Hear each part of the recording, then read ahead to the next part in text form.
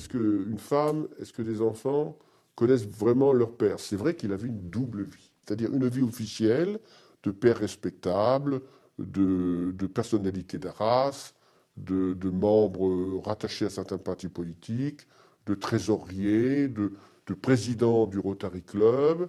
D'accord, ça c'est la vie officielle. Et de l'autre côté, il avait cette vie un peu opaque qu'on aimerait bien découvrir, dont on s'étonne que ça n'intéresse personne.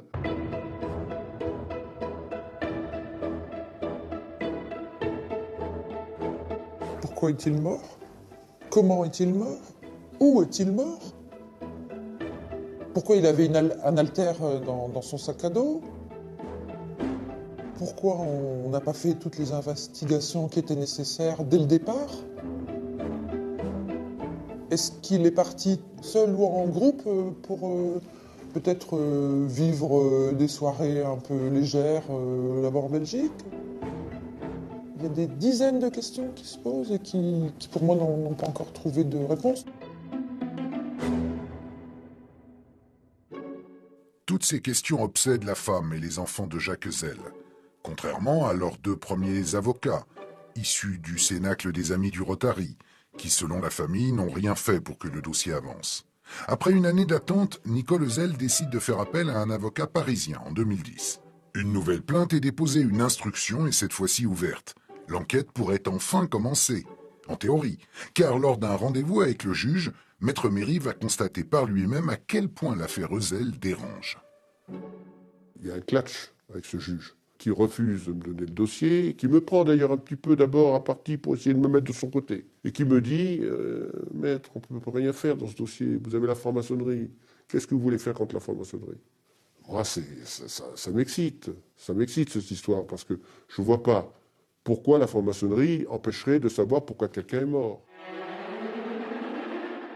Alors, je dois dire que c'est vrai, elle m'a dit que c'était confidentiel. Mais je ne peux pas. Mon métier d'avocat ne peut pas se contenter de taisez-vous. Taisez-vous car ça vous dépasse. C'est pas possible. Moi, je ne peux pas respecter ce genre d'engagement. Peut-être qu'elle me le reprochera. Peut-être qu'elle ne sera pas contente que j'ai dévoilé ce qu'elle a dit, mais elle m'a dit cela. Est-ce que votre mari était franc-maçon? Ben, je ne sais pas. C'est une chose, j'aurais bien voulu savoir, Vous n'avez mais jamais parlé avec lui? c'est le genre de questions que j'aurais jamais pensé lui poser. Parce qu'il arrive souvent que des membres du Rotary soient également francs-maçons. Oui, bien sûr. Ça, vous en trouvez partout. Vous en trouvez un peu partout. L'affaire Ezel implique-t-elle des réseaux locaux qui chercheraient à étouffer l'affaire? La famille et l'avocat en sont persuadés.